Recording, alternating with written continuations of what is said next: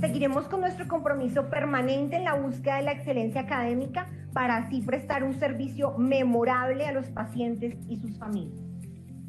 Buenas noches a todos, gracias por estar conectados una noche más a Enfocados. Doy la palabra a Laura García, nuestra subgerente de marketing de Clínicas del Country y La Colina. Muchas gracias, Carolina. Muy buenas noches para todos. Bienvenidos a una jornada más de Enfocados, espacio de educación continuada en nuestras clínicas del Country y de La Colina, el cual ha sido consolidado como una iniciativa del equipo de la Unidad de Cuidados Intensivos, liderado por la doctora Carolina Guarín, jefe de Cuidado Crítico y de Trasplante Renal. Desde el mes de agosto de 2021 venimos desarrollando este ejercicio que tiene como finalidad actualizar, discutir y resolver dudas y homogenizar la información académica acerca de las patologías más frecuentes y casos complejos, casos clínicos complejos que ocurren al interior de nuestras clínicas. Mi nombre es Laura García, soy la subgerente de marketing de la Clínica del Country, de la Clínica La Colina, y me complace muchísimo empezar a acompañarlos en este espacio de actualización, en este espacio de capacitación permanente para nuestros médicos, para nuestros especialistas. Sabemos que el día a día de ustedes es súper importante mantener esta actualización y por eso, gracias al trabajo de la doctora Carolina Guarín y de todo el grupo de especialistas, se hace posible este espacio que hemos denominado Enfocados. Adicional, este ha sido un espacio de visibilidad y reconocimiento de la UCI como líder en tratamientos de pacientes críticos, mostrando el trabajo en equipo de nuestras dos clínicas y asimismo ha buscado dar a conocer la importancia de todos nuestros especialistas. Para contextualizarles un poco de la importancia de este espacio de actualización, hemos ejecutado alrededor de unas 17 transmisiones con un alcance total de más de 2.000 participantes. Actualizando, como les decía anteriormente, al equipo médico y personal de la salud de nuestra institución y, por qué no, también del país. La temática de hoy que nos reúne y que está preparado en conjunto con la doctora Guarín y con las especialistas que ya me voy a permitir presentarles es la adecuación del esfuerzo terapéutico en UCI. Esa será la temática de hoy, repito, adecuación del esfuerzo terapéutico en UCI. Voy saludando a aquellas personas que se conectan en este momento con nosotros. Como lo he dicho en otros escenarios, la posibilidad que nos da la virtualidad de estar conectados desde el momento que queramos, en el lugar del mundo en el que estemos. Así que les agradecemos mucho su fidelidad y su conexión en esta noche de hoy. Quiero contarles quiénes van a ser nuestras ponentes, quiénes nos van a acompañar para este espacio sobre adecuación del esfuerzo terapéutico en UCI. Está con nosotros la doctora Claudia Ágames, especialista en medicina del dolor y cuidados paliativos, y está también con nosotros la doctora María Camila Bácaro, especialista en medicina crítica también y de cuidados intensivos. Quiero abrir el espacio y qué mejor que sea con la compañía y la bienvenida que siempre brinda el doctor Santiago López, nuestro gerente general de la Clínica del Country y de la Clínica La Colina. Doctor López, siempre es un gusto saludar. A todos muy buenas noches, gracias por estar aquí con nosotros, como decía Laura, y haciendo honra al trabajo que ha venido desempeñando Carolina Guarín en el liderazgo de estas reuniones académicas. Damos apertura el día de hoy a esta reunión en donde el tema de adecuación del esfuerzo terapéutico en cuidado intensivo, una forma diferente de describir aquella necesidad que está enmarcada en la atención integral, racional y sobre todo ética del paciente, orientada seguramente a establecer y definir unas metas muy claras en nuestro paciente crítico e ir entendiendo en cierto punto cuándo se deben plantear algunas limitantes o algunas discusiones relacionadas con dicho esfuerzo terapéutico. Uno de los puntos fundamentales, y creo que pandemia fue un elemento y un momento bien claro para actualizar estos conceptos, sobre todo en pacientes de larga estancia o pacientes con injuria mayor, en donde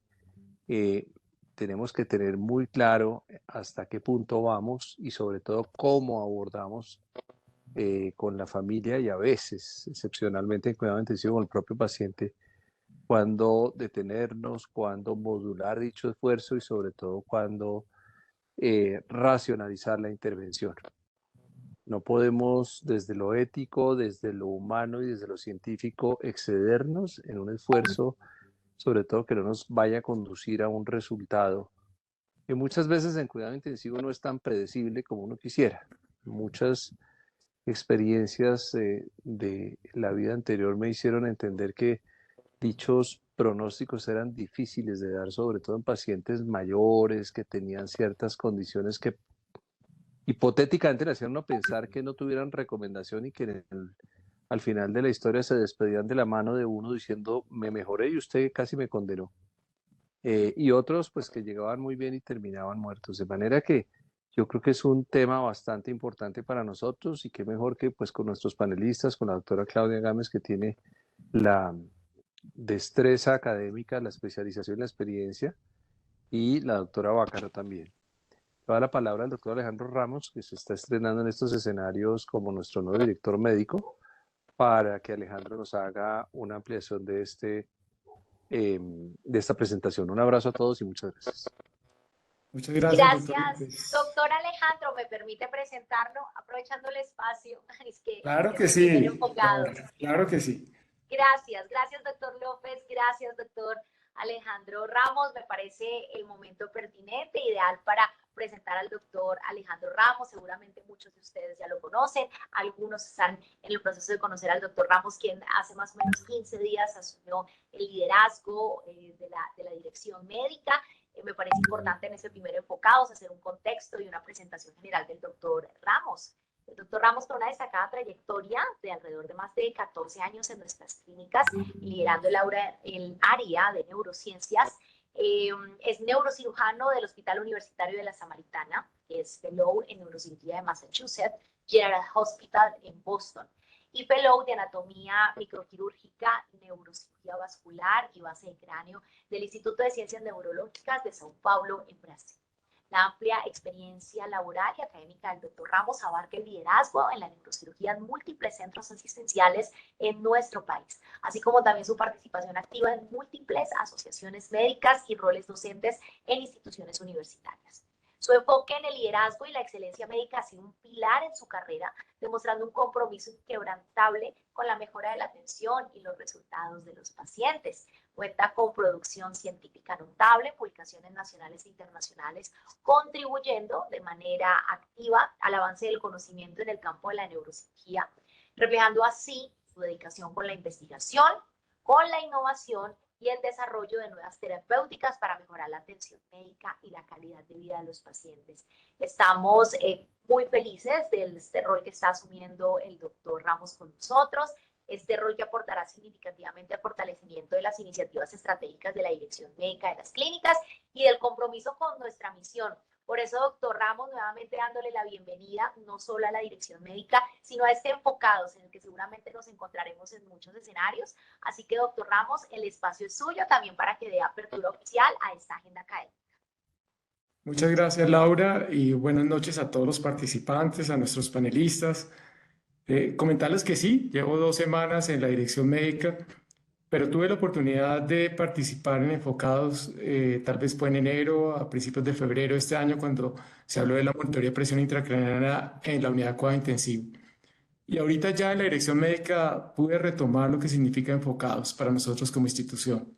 Sabemos que comenzó desde agosto del 2021, como Laura decía, una serie de más de 17 transmisiones. Realmente es un esfuerzo absolutamente grande de parte de la clínica, específicamente la doctora Guarín.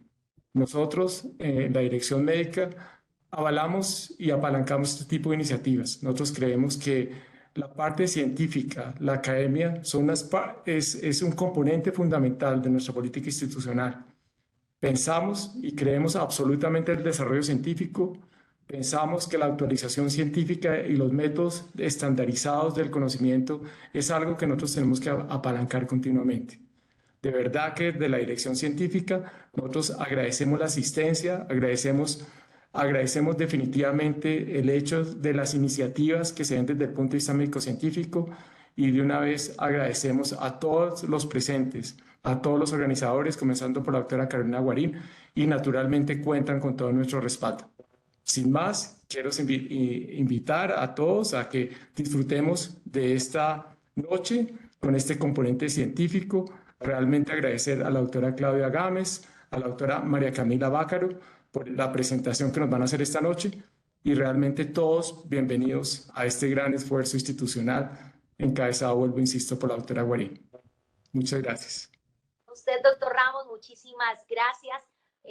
Aunque ya había estado usted enfocado pues, en su primera participación como director médico, así que le agradecemos mucho también esta apertura.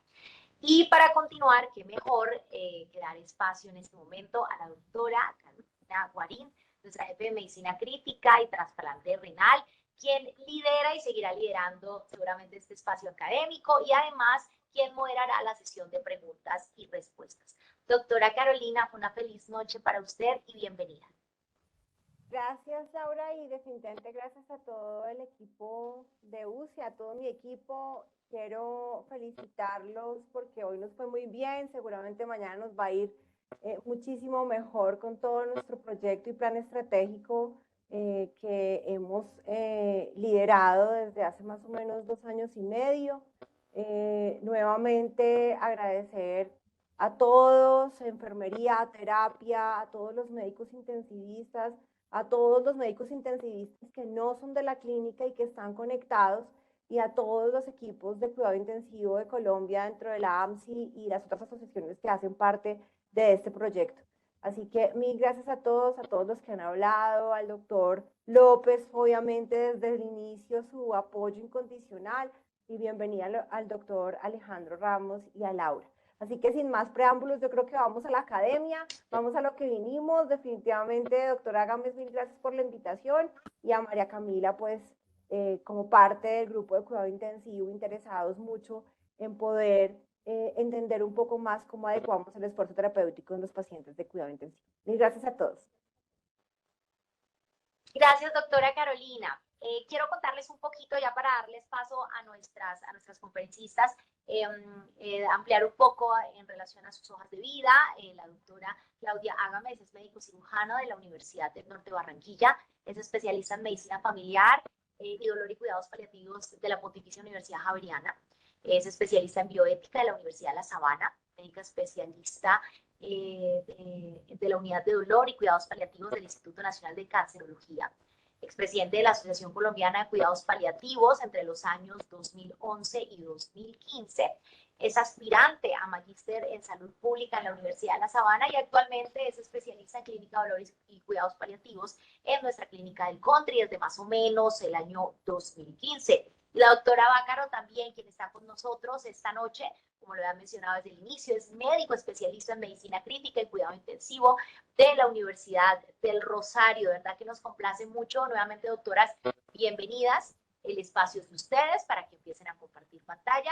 Y aquí está todo el grupo de médicos y especialistas conectados, esperando escuchar sus ponencias. Bienvenidas. Muchísimas gracias a todo el comité organizador y a los presentes. Sin más preámbulos, voy a dar inicio entonces a la presentación.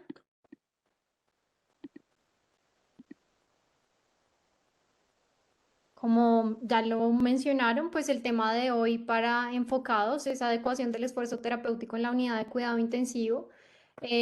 Quisiéramos iniciar por tratar de eliminar el término que existía previamente para esto, de limitación del esfuerzo terapéutico en UCI, ya que como vamos a ver a través de la charla, la adecuación del esfuerzo terapéutico se trata más de un ajuste de tratamientos y de objetivos de cuidado a la situación clínica de cada paciente, en la medida que instaura las medidas que son apropiadas y proporcionales a la situación actual del paciente, evitando tanto la obstinación terapéutica como el abandono, es decir, evitando la prolongación innecesaria de soportes o maniobras o el acortamiento deliberado de las mismas.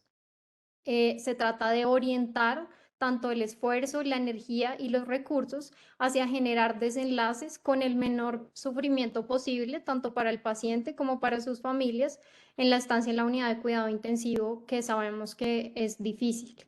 Esto está definido en el marco legal colombiano en la resolución 229 de 2022. A manera de introducción, quisiera recalcarles que los avances que hemos tenido recientemente en la medicina han permitido que se aumente la expectativa de vida de nuestra población, Tenemos en este momento, digamos, cierto porcentaje de la población mayores de 60 años. Esta cifra crece más o menos anualmente en este momento en 80.000 personas, pero para 2015 y 2030 se espera que esta población mayor supere incluso a la población de los menores de 15 años en Colombia. Es decir, que cada vez vamos a tener pacientes que son más añosos y por ende también más comórbidos, que ingresan a la unidad de cuidado intensivo con la búsqueda obviamente inicial de dar un soporte y un tratamiento a las diferentes patologías que los aquejan. También tenemos pues los avances en la medicina que han permitido que soportemos artificialmente cada vez más órganos y que esto sea una práctica rutinaria a diferencia del pasado, y nos ha permitido avanzar en medidas tanto invasivas como no invasivas para el monitoreo y el tratamiento de los pacientes en la unidad de cuidado intensivo. Desafortunadamente, la mortalidad en las unidades sigue siendo alta. Esto varía significativamente entre los países desarrollados y subdesarrollados, pero más o menos se sitúa en el 20%. El 20% de los pacientes que ingresan a nuestras unidades van a fallecer desafortunadamente. Esto en relación, pues, obviamente, con la patología de ingreso, pero también con las comorbilidades.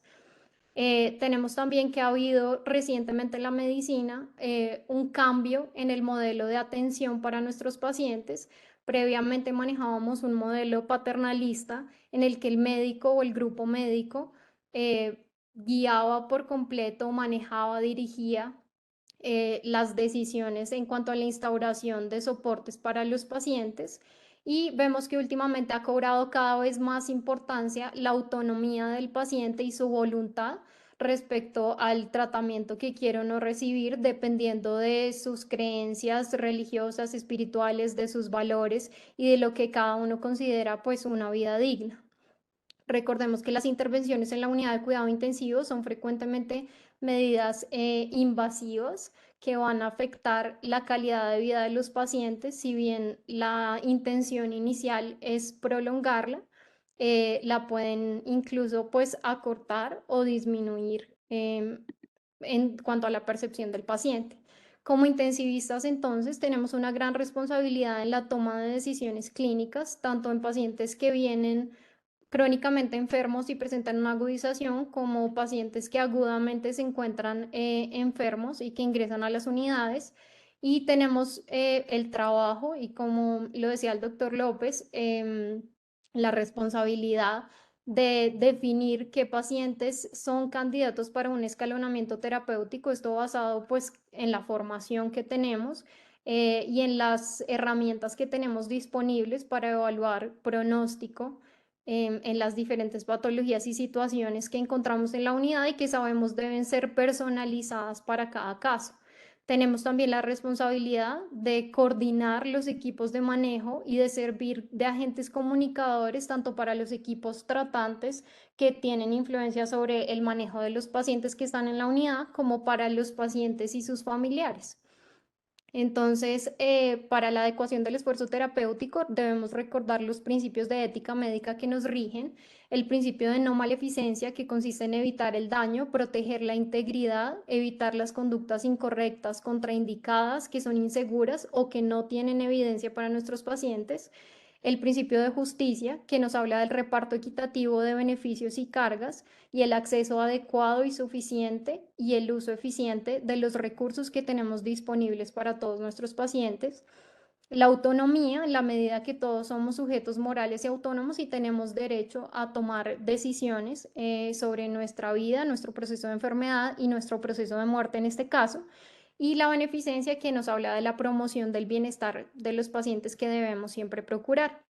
En cuanto a la autonomía y la autodeterminación, tenemos que esto también está regido por la ley colombiana y nos habla de que todos los pacientes tienen derecho a consentir o a desistir cualquier tipo de intervención, insumo, procedimiento que se pueda iniciar en la unidad de cuidado intensivo.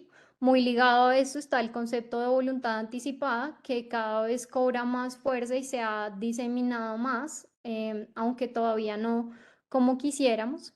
El concepto de voluntad anticipada es un documento en el que se pueden establecer preferencias sobre el morir con dignidad, las ofertas de cuidados paliativos, se puede prever la solicitud de eutanasia, la solicitud de readecuación del esfuerzo, el rechazo de las medidas desproporcionadas, el deseo de ser informado o no, el deseo respecto a las medidas invasivas o procedimientos que puedan resultar lesivos a la dignidad, la decisión de morir en un ámbito hospitalario versus domiciliario, la recepción de acompañamiento espiritual durante este proceso de muerte, el acceso a terceros de la historia clínica y en general se puede consignar cualquier persona que considere como una voluntad que debe y necesita ser reconocida en el tiempo. La voluntad anticipada tiene un marco legal en la legislación y se instaura como la proyección de la autonomía del paciente en el tiempo. La ley 1722 de 2014 regula los servicios de cuidados paliativos para el manejo integral de pacientes con enfermedades terminales, crónicas, degenerativas e irreversibles. La resolución 1216 del 20 de abril de 2015 nos habla de las directrices para la organización y el funcionamiento de los comités para hacer efectivo el derecho a morir con dignidad. La voluntad anticipada entonces es este documento que les cuento, que se puede formalizar de varias formas. El primero es hacerlo en una notaría, el segundo es hacerlo con un médico tratante. Desafortunadamente todavía no existe una plataforma nacional en la que podamos encontrar estas voluntades anticipadas que puedan ser subidas por las diferentes instituciones o por los diferentes profesionales de la salud, pero en la medida de lo posible pues debe, digamos, radicarse con el médico tratante o que el médico tratante conozca acerca de esto para que en la medida de lo posible sea comunicado cuando el paciente presente alguna situación de emergencia o se puede hacer en presencia de testigos. También es importante siempre motivar a los pacientes a que se hable del proceso de muerte o el proceso de final de la vida, porque muchas veces ocurren situaciones fortuitas y las familias y los equipos tratantes nos encontramos perdidos ante qué hubiera sido lo que el paciente hubiese querido en esas circunstancias. Es importante siempre recalcar que el otorgante siempre conserva el derecho a decidir y a expresar su voluntad actual, es decir, es un documento en caso tal de que el paciente pierda la capacidad de expresarlo y es para prolongar su autonomía en el tiempo, pero en cualquier momento pues se puede retractar o puede cambiar su posición respecto a las cosas que hayan sido consignadas en este documento, así esté notariado. Para las decisiones de nuestros pacientes y para guiarlos en esta toma de decisiones es muy importante la comunicación. La comunicación por parte del equipo de cuidado intensivo debe ser oportuna, cálida, suficiente y respetuosa con las creencias religiosas, étnicas, los valores de los pacientes y su formación para que sea recibida de la mejor manera posible. Nos encontramos entonces con un escenario de decisiones compartidas donde si bien cobra importancia la autonomía del paciente y la decisión en la medida que ellos pueden aceptar o rechazar los tratamientos, nosotros también tenemos la posibilidad pues de proponer, no proponer, limitar o adecuar los tratamientos de soporte vital según consideremos que hay o no indicación clínica.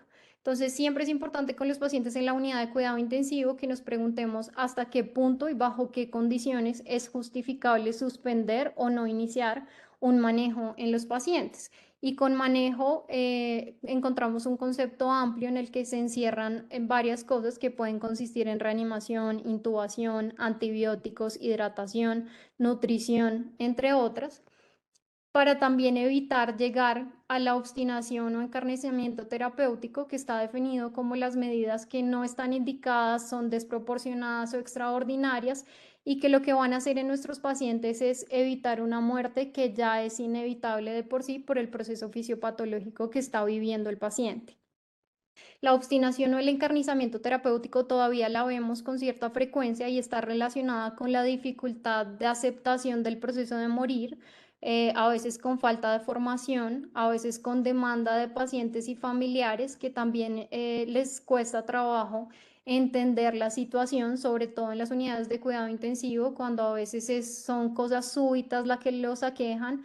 Vemos frecuentemente cómo nos dicen que los vieron bien, que estaban bien hace 2 horas, que estaban bien el día anterior, que estaban perfecto, que caminaban, hablaban, bailaban y ahora pues se encuentran en condiciones muy diferentes en la unidad. y también puede estar relacionado con la sensación de fracaso médico. Recordemos también que la ley colombiana por la resolución 229/2022 establece el derecho fundamental a morir con dignidad, donde regula también la eutanasia, pero no solo la eutanasia, sino el cuidado integral en el proceso de muerte, incluyendo el cuidado paliativo. Entonces es importante acompañar a nuestros pacientes y tener claras las decisiones, apoyarnos pues de, como habíamos mencionado, de las escalas pronósticas, de la funcionalidad previa y de las tendencias que nos dan todos los exámenes y el monitoreo que practicamos de manera permanente en la unidad para evitar la obstinación terapéutica o distanasia, como lo vemos en la imagen, y promover la adecuación del esfuerzo que puede llevar a que el paciente tenga un proceso de muerte digno, más tranquilo, acompañado y que tenga pues paz interior y su familia también se sienta respaldada y acompañada. Entonces, dentro de las medidas que podemos utilizar en el proceso de adecuación del esfuerzo terapéutico, encontramos que podemos no iniciarlas, retirarlas o ajustarlas, esto en las terapias y procedimientos, tratar de adecuarlas para manejar una condición que amenaza la vida. Dentro de las intervenciones proporcionales más frecuentes que encontramos en las unidades de cuidado intensivo, son la quimioterapia, la transfusión, la radioterapia, la nutrición artificial, las imágenes diagnósticas, la reanimación cardiopulmonar, la gastrostomía, los vasopresores, la toma de laboratorios, la diálisis, la ventilación mecánica, incluso el ingreso a la unidad de cuidado intensivo, otros procedimientos como cirugías o incluso la profilaxis antitrombótica. Nos encontramos entonces frecuentemente en situaciones o en desafíos clínicos donde nos preguntamos si los pacientes que estamos tratando son o serían eventualmente candidatos a adecuación del esfuerzo terapéutico, cuándo serían candidatos para esta adecuación, cómo abordar o cómo discutir con la familia y qué medidas realmente adecuar para estos pacientes. Es importante recordar que como intensivistas pues no debemos cargar esta responsabilidad o esta decisión solos. Tenemos especialidades de apoyo precisamente como el grupo de cuidado paliativo, el grupo de geriatría o el grupo de ética médica que nos puede ayudar a tomar decisiones difíciles cuando nos encontramos ante estas situaciones. Dentro de los dilemas éticos frecuentes tenemos la confrontación o la diferencia que encontramos a veces respecto a no iniciar o retirar soportes, creyendo tal vez que no iniciarlos es menos grave o es más aceptable o es más tolerable para la conciencia que retirar los soportes. Esto ha sido debatido ampliamente en la ética médica, pero lo que se ha encontrado es que realmente no iniciar un soporte o retirarlo es éticamente equivalente. La doctrina del doble efecto, que la vamos a ver en detalle más adelante, lo que les comentaba del paternalismo versus las decisiones compartidas, la dificultad a veces que tenemos en ese proceso, los desafíos legales que puede conllevar a adecuar el esfuerzo terapéutico, a veces los intereses del paciente cuando los pacientes no tienen capacidad para definir y la decisión recae en la familia, y los aspectos prácticos de el cómo hacer en realidad la adecuación del esfuerzo terapéutico. Quisiera recordarles entonces que una comunidad médica que acepta la muerte como parte de la vida y que entiende el impacto de una intervención que no tiene como intención curar, sino proveer confort, es decir, paliar, probablemente alcance una mayor aceptación de la enfermedad terminal y prevenga sufrimientos innecesarios del paciente y su familia, inherentes a la extensión de la vida cuando no hay una posibilidad razonable de cura o de recuperación. En ese sentido, recordemos que los pacientes tienen derecho a recibir durante todo el proceso de la enfermedad la mejor asistencia médica disponible y también tienen derecho a recibir pues el mejor cuidado paliativo. También es importante recalcar pues que estamos hablando de un marco donde se agotan las posibilidades razonables de tratamiento para la superación de la enfermedad, que los pacientes tienen derecho a recibir durante todo su proceso, incluyendo el final de la vida, la mejor asistencia médica posible por el personal de salud que debe ser competente y autorizado para su ejercicio. Tenemos también unos indicadores de calidad en fin de vida que nos hablan de la adecuación de cuidados, es decir, controlar los síntomas físicos, psicológicos, espirituales y la transición en el proceso entre vida y muerte, la incorporación de las instrucciones previas manifestadas en la voluntad anticipada o manifestadas por las personas en el entorno cercano del paciente, por sus acudientes familiares. La información a pacientes, que es importante cuando es posible brindarla, cuando el paciente no está pues, en una situación de sedación, respecto a su situación, su pronóstico, y también pues, ser informados de los valores de los pacientes, la información a familiares respecto a las necesidades, y debe ser una información a tiempo y sensible. Y también debemos reconocer que hay unos indicadores del síndrome de desgaste profesional cuando nos encontramos frecuentemente ante este tipo de situaciones que inevitablemente cobran un precio también en la emocionalidad de los tratantes, sobre todo cuando es muy frecuente, lo vimos pues claramente en la pandemia, que debe tener reconocimiento y apoyo por parte de la institución y del grupo como tal. Entonces, estos indicadores nos permiten evaluar para identificar situaciones de mejora y asegurar la excelencia en todo este proceso de final de vida para los pacientes. En cuanto a qué pacientes debemos definir, en algún momento preguntarnos las medidas que estamos haciendo respecto a la proporcionalidad y a la utilidad que están recibiendo. Entonces, en este cuadro vemos cómo las medidas proporcionales y útiles, sin duda, son las medidas que debemos iniciar. Las medidas que son desproporcionadas e inútiles, como su nombre lo indica, pues claramente no debemos iniciarlas y nos estamos adentrando en el concepto de futilidad. Las medidas que son proporcionadas pero son inútiles no deben iniciarse, y tenemos un campo en el que siempre tenemos, digamos, desafíos o interrogantes respecto a las medidas que pueden resultar útiles pero nos parecen en algún sentido que son desproporcionadas. Para definir el concepto de futilidad, la futilidad, digamos que pues, se puede definir desde varias perspectivas. La primera es la futilidad fisiológica, que nos habla de la imposibilidad de que un tratamiento consiga la respuesta fisiológica pretendida. La futilidad cuantitativa, que nos habla desde la experiencia clínica y es individual o inherente al médico que está a cargo del caso. Y nos habla de la alta probabilidad de fracaso por datos empíricos confiables, es decir, cuando los pacientes tienen menos del 5% de posibilidad de supervivencia según la experiencia del médico que lo está tratando. Y la futilidad cualitativa, que es un poco más difícil de definir, pero que está más relacionada a la estimación del paciente y a la calidad de vida desde la perspectiva del paciente. En cuanto al cómo adecuar el esfuerzo terapéutico, digamos que hay varios momentos. Se puede adecuar el esfuerzo terapéutico previo al ingreso. Esto son unos datos españoles. Se hace más o menos en el 4% del paciente y se hace en relación con la futilidad fisiológica, es decir, pacientes que tienen criterios de terminalidad o que tienen documento de voluntad anticipada que no desean ni siquiera ingresar a la unidad de cuidado intensivo. La adecuación del esfuerzo terapéutico al ingreso del paciente se hace pues justamente al ingreso, en la primera valoración, cuando de pronto nos damos cuenta evaluando al paciente integralmente en la unidad que hay futilidad fisiológica o que hay otros factores como comorbilidad, funcionalidad, la edad. Y recordemos que la edad ya no es un criterio único para ver a los pacientes, sino que tenemos que verlos como en un abordaje integral. Bueno, pues consiste en no iniciar algunos soportes vitales.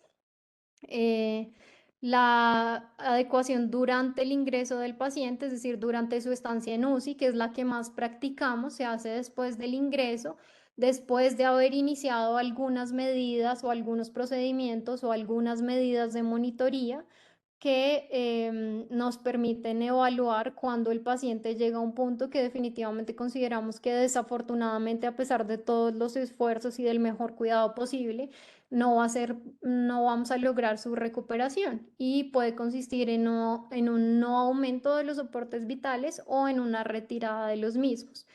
y una adecuación que está condicionada a la respuesta inicial que se hace no necesariamente como dice en la presentación después del sexto día de los soportes vitales, pero digamos que se le puede dar cierto periodo de plazo a los pacientes, de un plazo pues esperable basado en la evidencia y en la enfermedad que tiene el paciente, para mirar cómo responde ese paciente en particular a las medidas que estamos instaurando en la unidad. Tenemos entonces este cuadro que nos habla de la indicación clínica y de la aceptación por el paciente de familia, nuevamente recalcando la importancia de la autonomía. En los casos en los que haya una indicación clínica y el paciente y su familia acepten, pues debemos actuar, iniciar o mantener los soportes. En el caso de que no haya una indicación clínica, pero el paciente y la familia deseen las medidas de soporte, las soliciten, no quieran que se les retire, se debe siempre tratar de deliberar, aclarar, ponderar el riesgo-beneficio del paciente y tratar de hacer un abordaje comunicativo importante con la familia y definir, pues, como no tiene indicación clínica, la adecuación del esfuerzo terapéutico en la medida de no iniciar o retirar algunas medidas instauradas. Si no hay indicación clínica y tampoco hay aceptación por los familiares, pues claramente es un rechazo y ahí puede haber adecuación y se puede no iniciar o retirar. Y si hay indicación clínica, pero la paciente y la familia lo rechazan, nuevamente, pues respetando la autonomía, no podemos obligar ni a un paciente ni a su acudiente principal que tiene claro cuáles eran los deseos del paciente a que se instaure un tratamiento que se había dicho previamente que no desea. Tenemos entonces un acompañamiento importante del cuidado paliativo, que son las medidas adecuadas para los pacientes, inicialmente para pacientes con enfermedades terminales, enfermedades incurables avanzadas, enfermedades degenerativas o enfermedades irreversibles, que sería el caso de los pacientes en la unidad de cuidado intensivo que queremos llevar a adecuación del esfuerzo terapéutico, y consiste en una atención integral a los síntomas físicos que vemos frecuentemente en la unidad: la agitación, la ansiedad, la disnea, la atención también en dimensiones psicológicas, emocionales, espirituales, y lo que busca en general el cuidado paliativo es mejorar la calidad de vida, de lo que le quede de vida, tanto al paciente como a su familia. Entonces, realmente el objetivo es cuidar, aliviar, acompañar, escuchar y orientar en este proceso de final de vida de los pacientes. Dentro de el espectro, pues, del cuidado paliativo y de las medidas de adecuación terapéutica, tenemos las órdenes de no ingreso a UCI y no reanimación, que son acuerdos previos que facilitan la toma de decisiones, situaciones en las que un paro, entre comillas, esperado como una no respuesta al manejo inicial. Y recordar siempre que si la vigilancia en la unidad de cuidado intensivo mejora el pronóstico o mejora en algún sentido la sintomatología de los pacientes o impacta en lo que les queda de vida, sea mucho o sea poco, no se debe negar el ingreso de estos pacientes.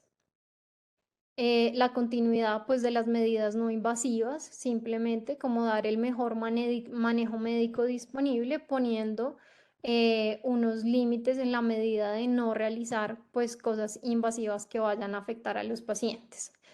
Está la eutanasia y la sedación paliativa. La eutanasia, pues, cabe dentro del cuidado paliativo. Sabemos que es un proceso que está extensamente regulado y que tiene que cumplir con ciertos requisitos.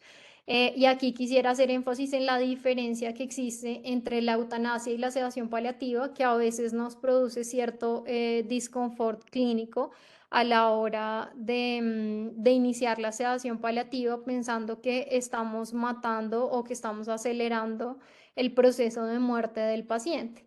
Entonces, hay tres diferencias importantes entre la eutanasia y la sedación paliativa. El primero y el más importante es la intención que tenemos cuando iniciamos la sedación paliativa en nuestros pacientes, que realmente es aliviar un síntoma refractario, hablando de la disnea, la ansiedad, la agitación. Mientras que en la eutanasia la intención realmente de administrar los medicamentos es producir o acelerar la muerte del paciente. En cuanto al proceso, pues en la eutanasia hay administración de fármacos letales, mientras que en la sedación paliativa son ajuste de fármacos sedantes, precisamente con el objetivo de controlar los síntomas.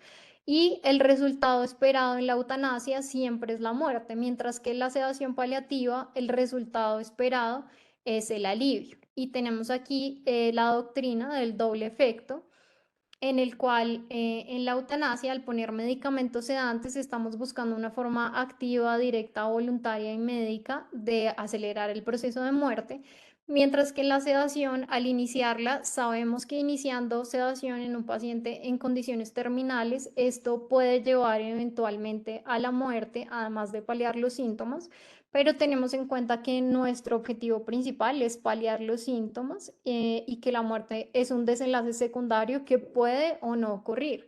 Hay algunos estudios que indican que incluso iniciar medicamentos sedantes en infusión a veces retrasa el proceso de muerte en los pacientes, pero lo importante es que es un proceso de muerte más tranquilo en el cual los síntomas de los pacientes están controlados y los familiares no tienen la angustia de tener que ver pues a los pacientes sufrir en condiciones de final de vida.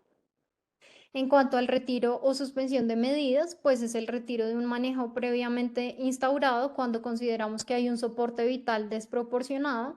Debemos tener en cuenta la sedación o la paliación de síntomas de manera anticipada, la preparación de los familiares para el proceso que van a vivir.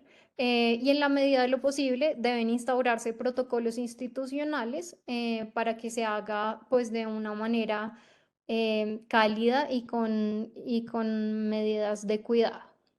Encontramos entonces ciertos problemas que para integrar el cuidado paliativo en la unidad, el primero pues es la formación y conocimiento, que afortunadamente cada vez es mayor en este ámbito.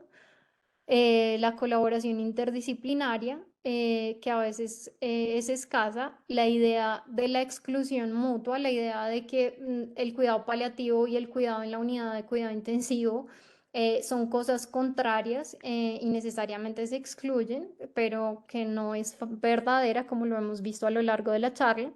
Las expectativas poco realistas a veces del grupo médico y a veces del paciente y sus familiares, y la ausencia de recomendaciones y protocolos adaptados pues a cada institución. Y pues el desconocer del sufrimiento familiar y el burnout profesional, como lo dijimos. Como hay problemas, hay soluciones. Deberían existir planes de sensibilización y formación en este tipo de temas.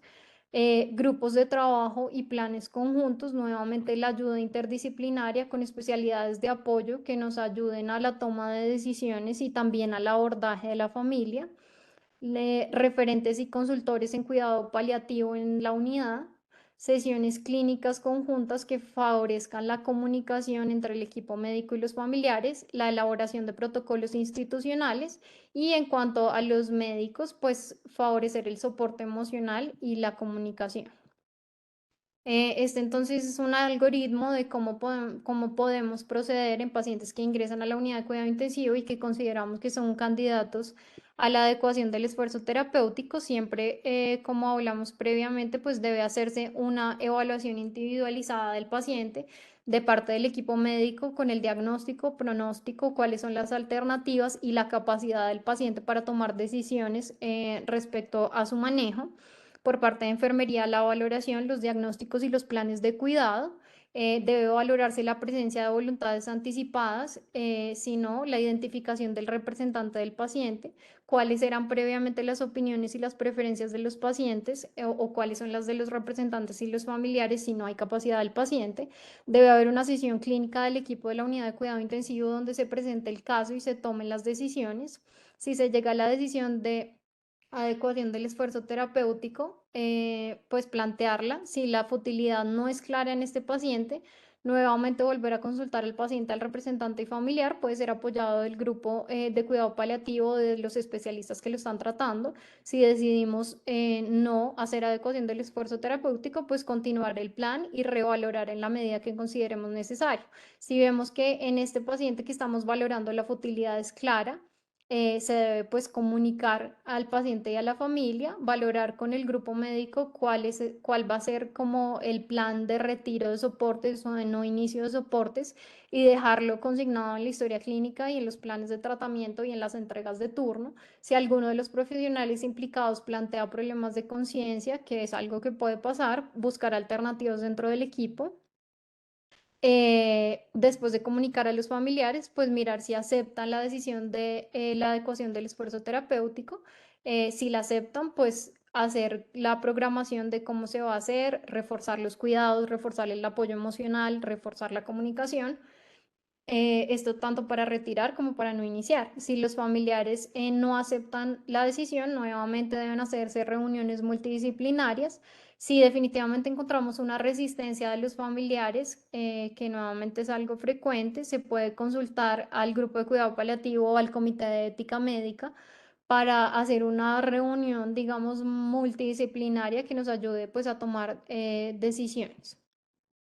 Esto sería por ahora lo que queríamos compartirles inicialmente respecto a la adecuación del esfuerzo terapéutico en UCI. No sé si la doctora Gámez quiere hacer algún comentario antes de proceder con los casos clínicos. Gracias, doctora María Camila. Yo solamente, digamos, a esta presentación quería agregar dos cosas. Uno, entender que adecuar el esfuerzo terapéutico no es fácil. Yo creo que hay un principio, y es que la expectativa que tienen muchas personas, que tienen muchos pacientes, que tienen las familias, es que el paciente que ingresa a la unidad de cuidados intensivos es un paciente que se le debe hacer todo, como dirían coloquialmente, hasta el infinito y más allá. Y resulta que no siempre es así. A veces hay circunstancias en las cuales el paciente sale exitosamente de la complicación, pero en otras ocasiones el paciente tiene un deterioro progresivo o no tiene una respuesta esperada, y por lo tanto saber parar también es importante. Entonces, por eso parto de un principio acá, que es adecuar el esfuerzo terapéutico no es fácil, requiere de ciertos elementos que me parece que son muy importantes. Algo que fundamenta las unidades de cuidados intensivos, y es el conocimiento científico y la capacidad de sus profesionales para abordar cada una de las complejidades y obviamente de todas las complicaciones que tienen a su cargo. Pero también hay otro pilar importante aquí, que es la comunicación, como la comentaba la doctora, porque durante todo el proceso va a haber siempre altibajos, puede haber roces, puede haber dificultades en la comunicación frente a las expectativas que tiene el familiar. Y otra cosa muy importante que destaca la doctora María Camila en su presentación es el trabajo en equipo. Ese trabajo en equipo no solamente desde las complicaciones que se atienden en la unidad de cuidados intensivos, sino desde la patología de base que tenga el paciente y claramente el apoyo de los servicios de soporte. En este caso hablaríamos de los equipos de dolor y cuidado paliativo, que cada vez más hacen parte de forma temprana en los procesos de atención del paciente. Podríamos hablar de la experiencia que tenemos en la unidad de cuidados intensivos, donde tenemos digamos, una cercanía con los equipos y donde podemos participar y acompañarlos en este proceso de atención de los pacientes. Entonces, eso me parece que es muy importante, y obviamente saber parar, como les digo, no es fácil. Ahí involucra muchas cosas, involucra el conocimiento que se tiene claramente del paciente y su evolución.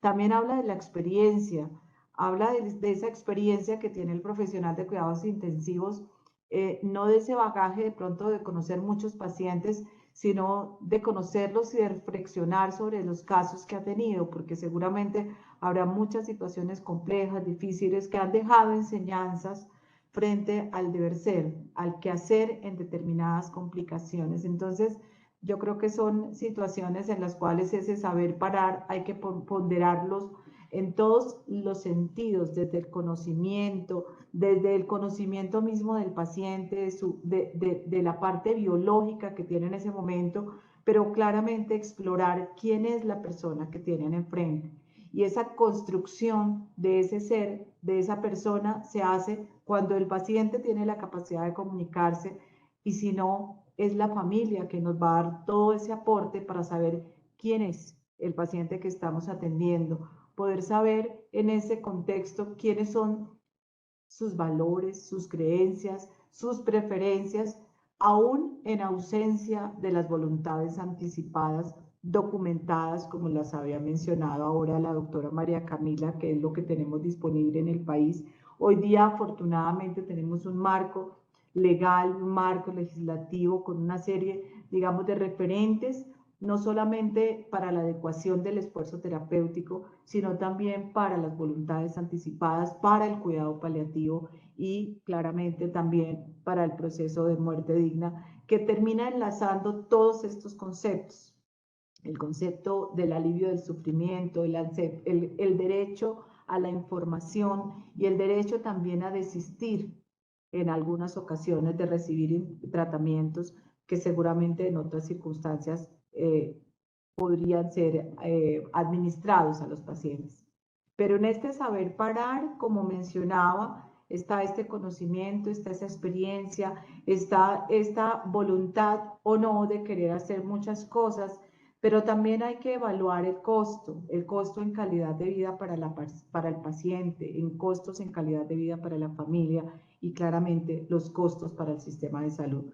Todas estas cosas se ponen en juego cuando hablamos de adecuación del esfuerzo terapéutico. Por eso el abordaje es un personalizado, es un caso a la vez. En cada uno de los escenarios hay que analizarlos ampliamente. Seguramente ahora, en estos casos que se van a presentar, podemos escuchar sus opiniones, que yo creo que va a ser muy importante, para saber en qué momento pasamos de un paciente que está en una condición crítica a un paciente que seguramente pasa a una condición de terminalidad. Y no necesariamente estamos hablando de enfermedades crónicas progresivas en declive, sino también podríamos hablar de pacientes en condiciones agudas que por su circunstancia tienen un pronóstico que es adverso para ellos, para su vida, pero sobre todo para su calidad de vida. Entonces, esto quería en este momento como aportar y seguiremos con los casos clínicos. Muchas gracias, doctora Gámez. Realmente los casos clínicos son muy breves y quisiéramos hacer algo más como participativo y con la guía de la doctora Gámez de cómo abordaríamos estos casos. Entonces, el caso 1 es un paciente masculino de 27 años con un índice de masa corporal de 37 sin otras comorbilidades, quien es encontrado por sus padres en el baño con alteración del estado de conciencia. Evidencia relajación de esfínteres. A su ingreso a la clínica por el servicio de urgencias tiene Glasgow 7 de 10 y es intubado y trasladado a la unidad. Dentro pues, de los paraclínicos, como importancia, tenemos esta imagen, esta neuroimagen, que es la que se le toma al ingreso a la unidad, pues evidenciando una hemorragia importante en el tacho. Entonces, bueno, quisiéramos, si es posible, obtener la participación de alguien en la audiencia que nos dijera cómo abordaría este caso en este paciente joven, previamente relativamente sano, que se presenta a la unidad de cuidado intensivo, pues con esta imagen que sabemos que tiene un pronóstico de entrada malo.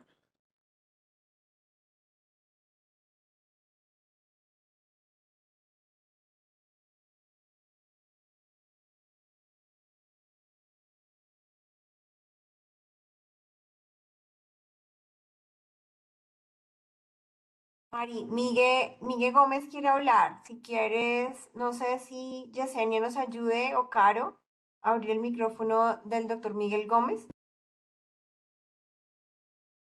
Doctor Miguel ya tiene audio para que pueda prender su micrófono. Sí, lo logré. Mil gracias. Sí, pues emocionante el caso, Cami. Muchas gracias de antemano por esta presentación tan emocionante. Con respecto a este caso, pues no sé si nos podrías de pronto dar un par de datos al menos del examen clínico, porque creo que muchas veces nos basamos solamente a veces en la imagen, y el examen clínico pues nos da como unos detalles de manera inmediata. Ya tenemos el paciente intubado afortunada o desafortunadamente. Entonces, de pronto como 2 o 3 datos al menos de los pares craneales, cómo están, nos podría ayudar a orientar un poquito esa gravedad de la lesión. Miguel, muchas gracias por tu intervención y es muy importante lo que mencionas en cuanto a la medida de abordar a nuestros pacientes de manera integral y no dejarnos llevar solamente por una imagen.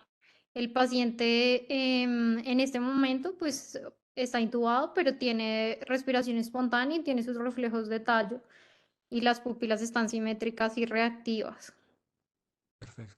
Siendo así, pues digamos que aunque la lesión, por lo que nos mencionas, está muy cerca a la lámina cuadrigémina y a los pedúnculos cerebrales, lastimosamente por ahí pasa la sustancia reticular activadora.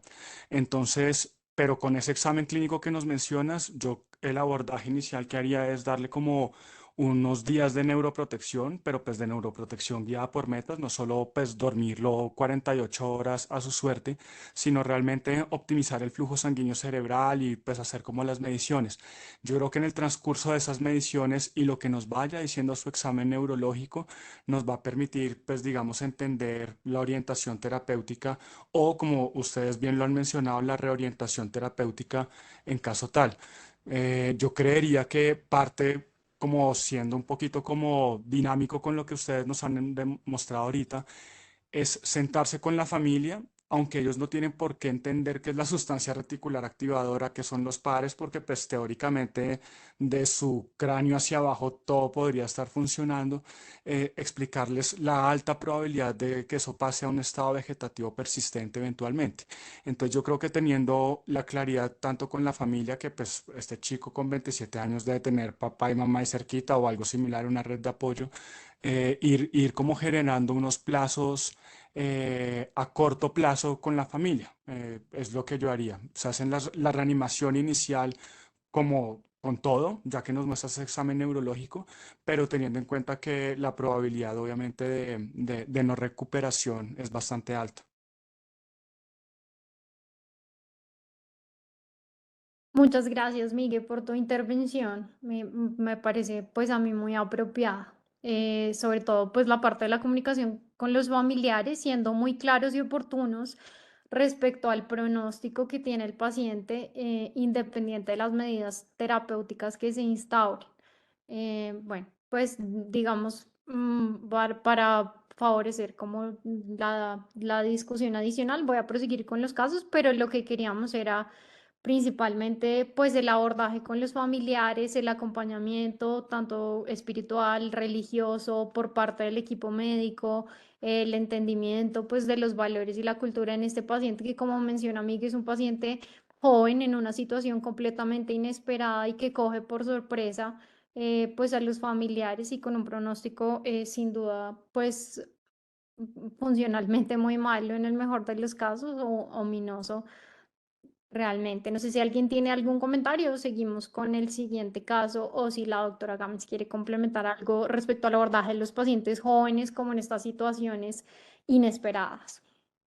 Sí, hay una cosa que menciona el doctor Miguel y también agradezco su intervención y su análisis del caso, y es que esta comunicación no solamente permite informar de la gravedad del paciente, sino permite de forma gradual la adaptación a una nueva situación. En el mejor de los casos, que este paciente no muera, es un paciente que va a quedar con unas secuelas neurológicas severas al cual le va a cambiar de forma significativa la vida, no solamente al paciente, sino a todo su contexto y su entorno. Entonces, ahí entran dos situaciones, lo que me estaba pasando con el paciente hoy, pero también tenemos que prever qué es lo que va a hacer de este paciente en las siguientes semanas. Y el cuestionamiento que nos haremos según la evolución del paciente va a ser las siguientes intervenciones. ¿Será que este paciente es candidato a hacer una gastrostomía, una traqueostomía? Todo ese tipo de preguntas hay que hacérselas de forma temprana. Y este acompañamiento y esta información a la familia y este diálogo con la familia nos va a permitir saber un poco cuál es el entorno familiar, cuál es el entorno de creencias y valores. Seguramente uno a los 27 años no espera ni que un hijo tenga una situación tan delicada y tan grave, y mucho menos que pueda quedar con una secuela neurológica si es que vive este paciente. Entonces, este tipo de cuestionamientos nos van a permitir ir reflexionando, no solamente con la familia, sino internamente en el equipo de salud, para poder en algún momento dado saber si vamos a tomar esas decisiones o si hay que adecuar el esfuerzo terapéutico orientando las medidas al mejor confort posible. Muchas gracias, doctora.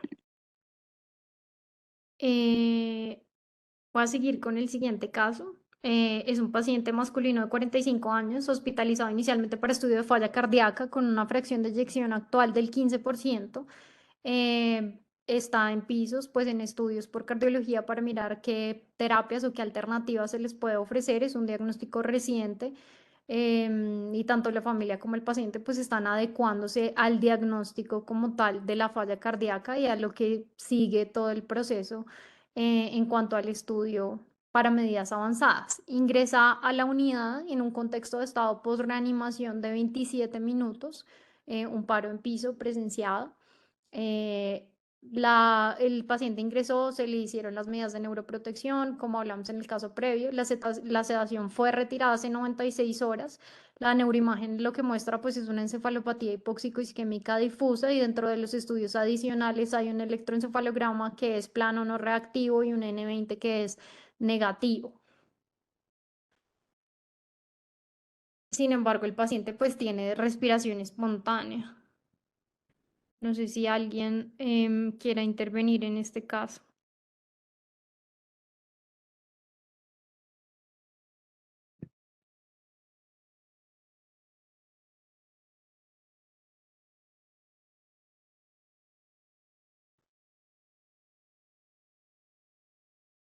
A mí no hay manos levantadas. No sé si quiera la doctora Agames darnos su concepto y luego damos el de nosotros. Este caso, curiosamente, no es infrecuente. Tenemos con alguna frecuencia pacientes que ingresan a nuestras instituciones en estados post-reanimación, en unas circunstancias complejas, con unos pronósticos desde el punto de vista neurológicos difíciles y que realmente retan las decisiones médicas en una unidad de cuidados intensivos. Retan la existencia, retan la aceptación de la familia y tenemos que saber hasta dónde llegar. Entonces, la primera invitación es hacer de estos casos juntas médicas multidisciplinarias, que es lo que regularmente hacemos. Trabajamos con el equipo de cuidados intensivos, trabajamos con el equipo de neurología para poder tener de ellos un pronóstico neurológico del paciente que permita soportar y dar un poco más de solidez a la información que están recibiendo estas familias y también acompañar este proceso que tenemos en este paciente para el final de la vida. Habitualmente lo que hacemos, una vez realizadas estas juntas multidisciplinarias y si la condición del paciente lo permite, es ser trasladado a un piso general para que tenga un mejor acompañamiento con sus familias. Este paciente puede tener varios escenarios. Un escenario que conduce al deterioro o es un paciente que puede estabilizarse o mejorarse. Cualquiera de los tres, mejorarse dentro de su condición de mal pronóstico neurológico. Pero en cualquiera de los escenarios tenemos que brindar la mejor atención posible. Cuando hablamos de calidad de vida, no solamente está en el paciente que está alerta y que se puede comunicar, sino en aquel paciente aún en condición difícil y sobre todo de mayor vulnerabilidad, como es un paciente neurológico, se le puede tener la mejor calidad de vida en el cuidado, control de síntomas apropiados, control de las secreciones, tratar de prever o disminuir las complicaciones que pueda tener un paciente que está postrado, que está inmóvil, donde la aparición de las lesiones de piel o las famosas escaras, como comúnmente las llamamos, son una fuente adicional de complicaciones. Las medidas para que este paciente no tenga fuentes de dolor previsibles o mantener arcos de movilidad, porque también todas las contracturas o dificultades articulares de movilización se convierten en fuentes adicionales del sufrimiento.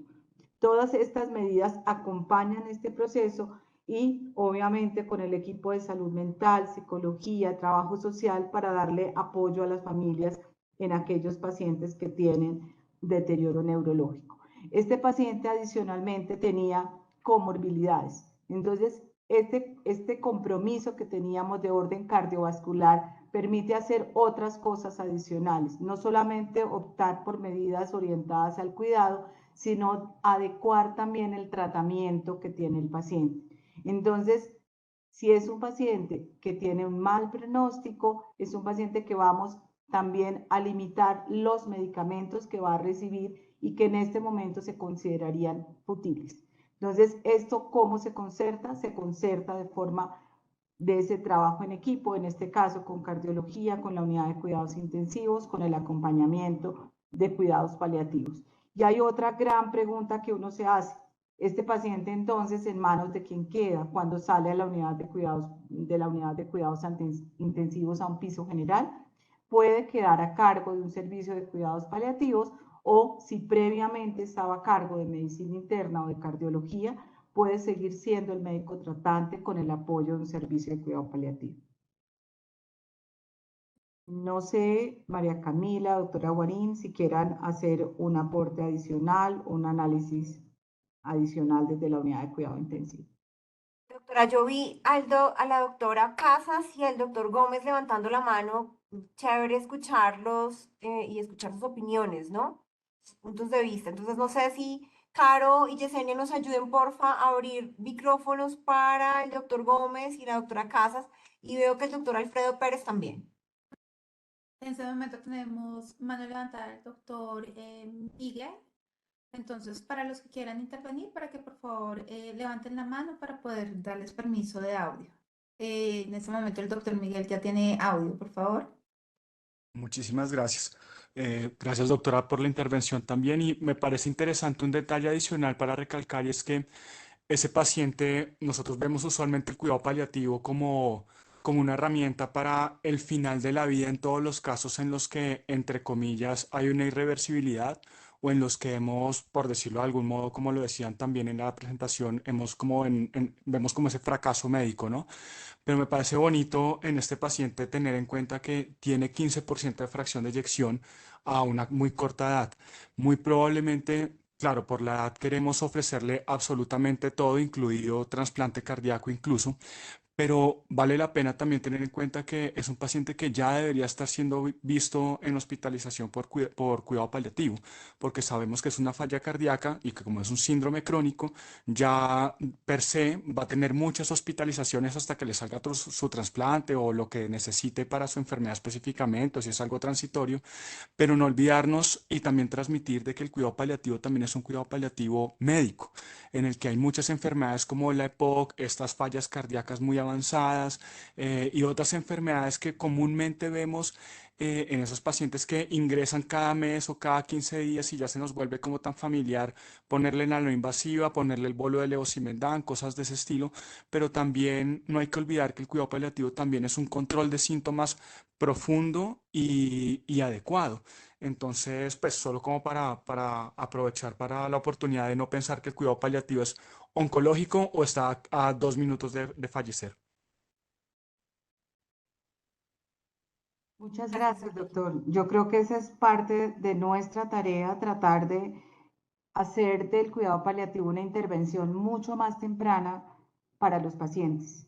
Una intervención que no solamente busca optimizar el control de síntomas, sino también acompañar a los equipos que tratan, digamos, la enfermedad de base del paciente en esa aceptación, si se quiere, de la incertidumbre frente a un trasplante o de la aceptación de la progresión de la enfermedad. Estoy completamente de acuerdo de que tenemos que socializar que el cuidado paliativo no son 5 minutos antes de morirnos o para acompañar al paciente en su fallecimiento o a la familia durante el duelo. Es esas intervenciones activas que deben hacerse de forma temprana, justamente para que esa vida con enfermedad tenga sentido. Tenemos, bueno, el doctor Alberto Pérez, perdón, Alfredo Pérez y el doctor Alberto Suárez tienen ya permiso para poder comentar sobre los casos. Pueden prender su micrófono cuando deseen. ¿Ahí me escuchan? Perfecto, doctor. Bueno, muchas gracias por la intervención y por permitirme. Bueno, yo quería hacer este comentario verbal porque algo importante que mencionó la doctora es el acompañamiento espiritual. Esa parte es demasiado importante, el que tenga su acompañamiento espiritual, el sacerdote, los sacramentos, el que esté acompañada de la persona en estos momentos difíciles por la familia, que si hay posibilidad de hablar, de decir todas las cosas buenas y pedir perdón, eso es algo muy importante para que la persona muera en paz, pero también eso del cuidado paliativo es algo muy importante. Yo lo viví en carne propia con mi papá y es una experiencia muy, muy importante, pero sí definitivamente nosotros le decimos no a la eutanasia es una falsa piedad, también, por ejemplo, toco algo del tema de que la doctora lo dijo, de la objeción de conciencia, de recurrir a nuestros principios y valores, y no todo, así haya un decreto, no todo lo legal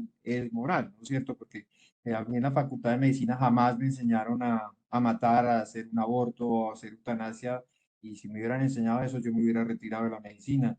Entonces, eso es algo que hoy en día desafortunadamente han cambiado muchas cosas, que inclusive a lo bueno se le llama malo y a lo malo se le llama bueno. Entonces, y a mí en el caso, para terminar, cuando mi papá estaba bien malito, desafortunadamente nos propusieron eso y con mi hermana dijimos, ¿cómo le vamos a quitar la vida a aquel que nos dio la vida? Entonces dijimos, por favor, eso no, y cambiamos de médico. Y después la muerte digna, la muerte natural, espontánea, en la casa, rodeado de toda la familia, fue, si yo puedo, cuando yo hablo de testimonio de la muerte de mi papá, hablo de una muerte en santidad y una muerte bonita. Entonces, rodeado de toda la familia. Entonces fue algo muy lindo y que tuvimos también acompañamiento de la parte médica y todo fue muy, muy bien y ya, y sin ningún cargo de conciencia de quitarle la vida a aquel ser amado que nos dio la vida. Bueno, muchas gracias.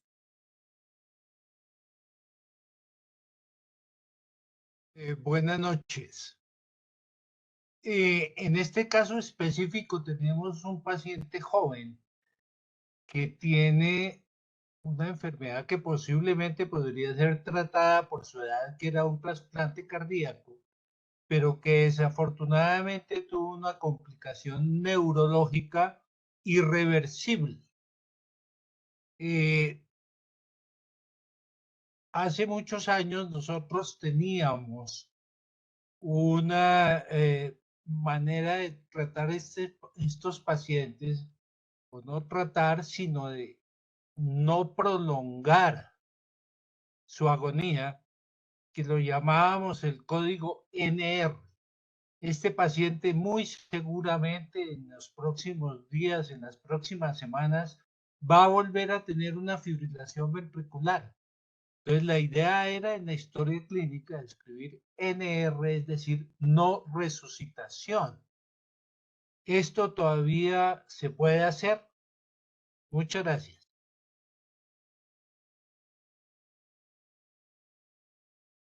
Sí, doctor. Yo creo que, y muchas gracias por la intervención y por hacernos un llamado a poder generar no solamente esas directrices que están orientadas al confort del paciente, sino también directrices para el equipo de salud. Digamos que en la unidad de cuidados, en la unidad de cuidados intensivos tenemos profesionales altamente calificados de forma permanente, vigilantes 24/7.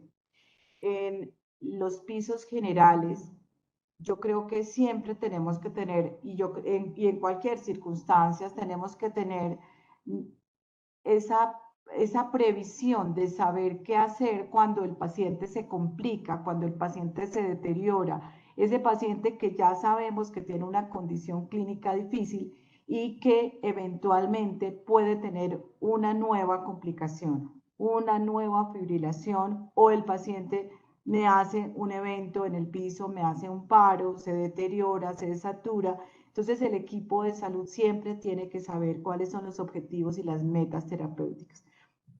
En esta adecuación del esfuerzo terapéutico, ¿a qué se orienta? A tratar de que todas esas medidas orientadas al confort estén claras y descritas en la historia clínica.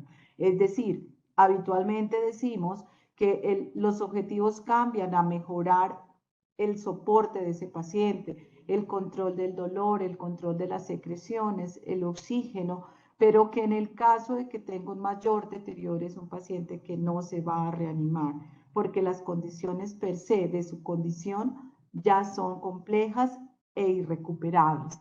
Entonces, por esa razón, se adecúa el esfuerzo y finalmente, si llega a presentar un mayor deterioro, se deja la directriz de no reanimación. Y en nuestras clínicas, en el listado de problemas que tenemos para los pacientes, hay unas alertas donde se coloca la no reanimación, de tal manera de que cualquier persona que sea el primer respondiente frente al evento ya sabe que tiene una advertencia del paciente que tiene esa alerta de no reanimación.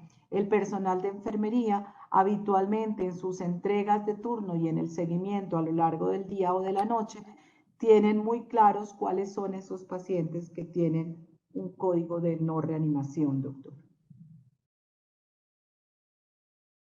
Pues aquí podríamos seguir hablando de este tema tan interesante, pero se nos ha acabado el tiempo. Quedamos pendientes de responder algunas preguntas que nos hicieron por el chat.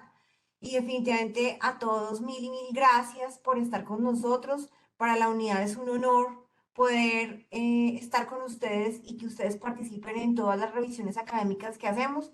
Así que mil gracias a la doctora Gámez, mil gracias a María Camila por este tema tan interesante, al doctor Suárez, al doctor Pérez, al doctor Gómez, a todos los que participaron de manera activa, a todos los equipos de cuidado intensivo de la organización y fuera de ella. Así que un abrazo, muy buena noche a todos. Doctora Gámez, mil y mil gracias por tu intervención con las unidades de cuidado intensivo y ese tema tan importante para todos. Sabemos que en la organización lo tenemos y lo hacemos activamente y así seguiremos haciéndolo.